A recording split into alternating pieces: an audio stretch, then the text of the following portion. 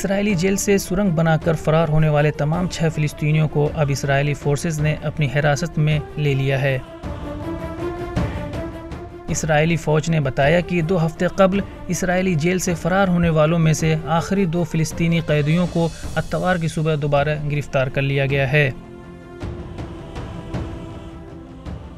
فلسطینی ذرائع ابلاغ کے مطابق جنین شہر میں اس وقت جھڑپیں شروع ہو گئیں جب اسرائیلی فوجی ان 2 قیدیوں کو گرفتار کرنے کے لیے شہر میں داخل ہوئے تھے، لیکن اسرائیلی پولیس کے ترجمان نے بتایا کہ 2 فرار قیدی منادل نفیت اور اہم کمامجی کو بغیر کسی مزاحمت کے گرفتار کیا گیا ہے۔ وہیں اہم کمامجی کے والد فواد کمامجی نے ایسوسی ایٹڈ پریس کو بتایا کہ ان کے بیٹے نے انہیں اس وقت فون کیا تھا جب اسرائیلی فوجیوں نے ان کے گھر کا محاصرہ کر لیا تھا۔ اہم نے اپنے والد سے کہا کہ وہ ہتھیار ڈال دیں گے تاکہ میری وجہ سے گھر کے لوگوں کو کوئی خطرہ لاحق نہ ہو سکے۔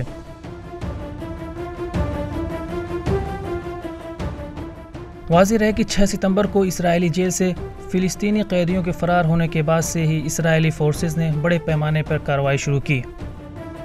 فلسطینی قیدیوں کی تنظیم ایڈمیر کے اعداد و شمار کے مطابق 6 ستمبر کو اسرائیل کی گلبوع جیل سے 6 فلسطینی قیدی فرار ہونے کے بعد اب تک 100 سے زائد فلسطینیوں کو گرفتار کیا گیا ہے۔